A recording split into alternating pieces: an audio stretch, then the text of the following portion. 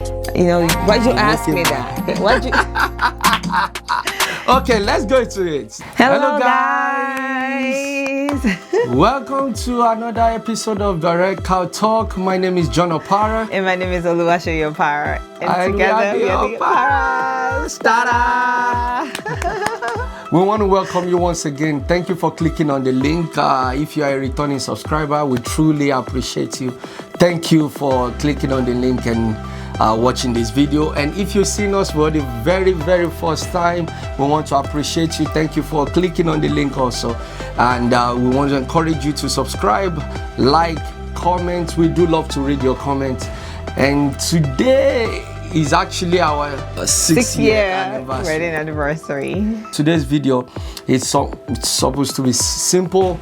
We're going to be sharing with you guys 6 things we've learned in 6 years of marriage. Yes. 6 things we've learned. And in no way is this the comprehensive view, but we think these 6 things are key things that we think has helped us so far. Yes. And let's go for it. So, well, how is it for you generally? Let's start with that. It's been a journey. It's been a wonderful journey. I'm going to definitely say that. I'm going to say it's a wonderful journey, not because, you know, marriage isn't tough on its own. It is. But when you're truly, genuinely married to someone that is a good person, a genuinely good person, not because they just want to do stuff, but their heart is nice and their heart is pure, meaning that even if they do anything to hurt you, it's not because it's intentional. They're not intentionally doing it to hurt you. And when you communicate it, I'm already going into some of the things, and I don't want to do that. When you communicate it to them, they make an effort, and that's who my husband is. And I feel like that's really definitely been a good thing in this marriage. So when we do run into those roadblocks, when we run into those things, then, you know, why'd you ask me that? Why'd you? So marriage, it's been good. Okay, that's the short, long form of it. I mean, the short, long form of it. Number one thing we've learned, and I believe it's very important, both parties have to be very interested to making it work. Both parties have to be very interested in making it work, and I believe that's been one of our driving force, knowing that we don't have the option of divorce, and because of our faith in God, and not because of what people will say, but because of our genuine faith in God, and we believe what the Bible says, and so that's one of the reasons that have driven us that okay, we want to make this work. And genuinely you see that in our approach in resolving conflicts, and you see that in our approach in talking to each other and responding to each other's needs. Yeah, so both parties have to be determined to make it work and to actually determined to enjoy it. One thing is to, you know, be going through the motions. Another thing is to truly enjoy it. I feel like we truly we are determined to actually enjoy the marriage. Yes. And making it work. Make it work actually. So yes. And I feel like that's something that you have to say, okay, yes, and be intentional about. That's the word I'm looking for. Be intentional to make it work, because people want to make it work, but you're not putting in the right effort to make it work. So it can't just be words. Like, don't show me through your words, show me through your actions. And I feel like that's something that you have to be intentional about, right? Yes. I truly agree with you. And let me say this to end this. Number one. Marriage is supposed to be enjoyed. We are not supposed to endure it as children of God, as individuals, as anybody. Married, you should strive to enjoy your marriage, and anything it takes to make sure you enjoy it, you want to do it. Yes. Yeah. I believe so. And number 2, you have to learn patience. I've learned it over time. Oh my goodness, you have to be. So you could see my wife love makeup, right? And I'm the kind of person like, okay, just let's get dressed and go. You look beautiful the way you are, blah blah blah. But women will be women. You have to learn patience. Well, and learning that patience also helps in so many other areas. There are times, to be honest with you, it is not from the fault of the way women are just generally wired. They have the mouth. So the patience is when you are able to just say, okay, you have the mouth. I have the strength. You have the mouth, but I will not use the strength against your mouth. It is unfair. And just what I'm trying to say, you have to learn patience, and that I've learned over the years. I feel like women are patient too. We are patient also with you as well. Yes, obviously both parties learn patience. I'm just saying from the guy's perspective, obviously. Patient.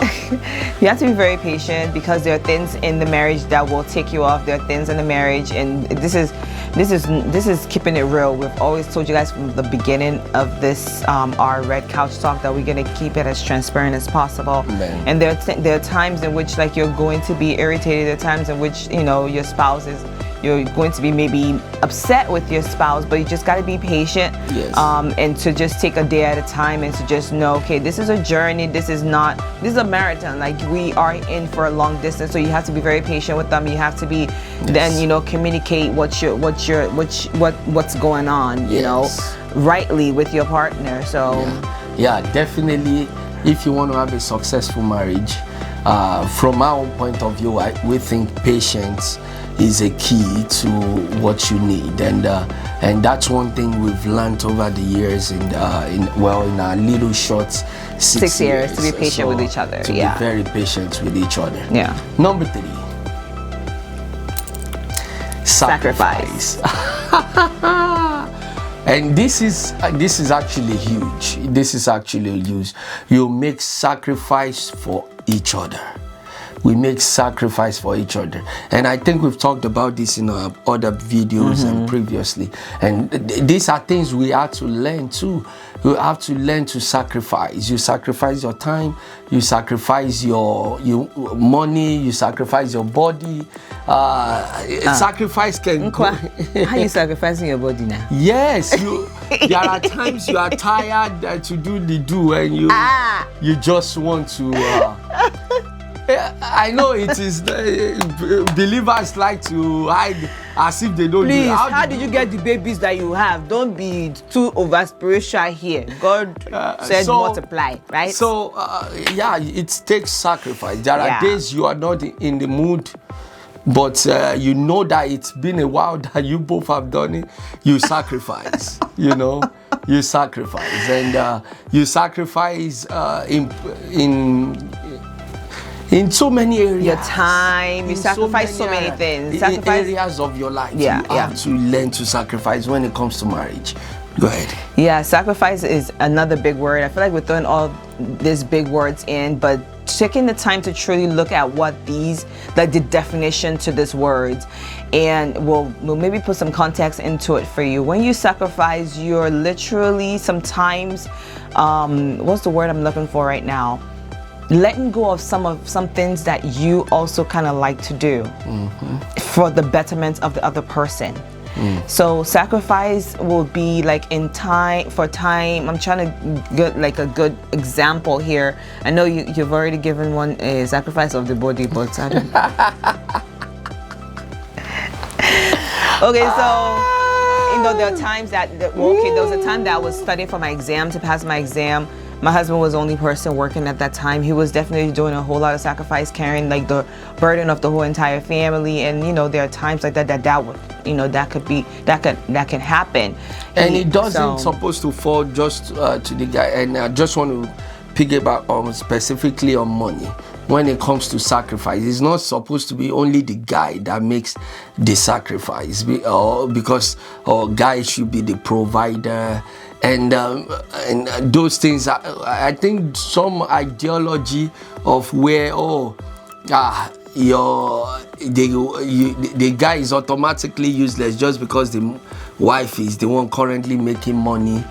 Those facts are not as they are not good to judge, because there are times where even if he's not making money, he's picking it up in some other side of making sure. And there are days where I remember when, because my job is far from house, where my wife will always be the one to drop off our son at daycare, pick him up, and do. Those are sacrifice. Those are things. And there are days, okay, I have to shower our son and do all that. So it's just, you look at it from the holistic point of view, where you say to yourself, how can I help my spouse so that they are not stressed out? That is where you should look at it from. How, or what can I do, or what can I continue to do to make sure that they are not stressed out? Yeah. So sacrifice is another big word. Like I said, just look into some of these words and the actual definition, and that will help you put some context into your reality. This is, some of the things that we have learned, and I guess it's just in so many different ways that I don't know exactly even what to even pull, but these are things that we had to learn over time. These are things that big stuff. Yeah, big stuff. Yeah. It's not. If we want to narrow it down, they are really big stuff, and we're just trying to pull from everything God has helped us to learn and put them into a little short word, exactly, and share with you guys, because a lot in that sacrifice arena we can sell different areas. In our ministry, in the things God has called us to do, we have shown sacrifice.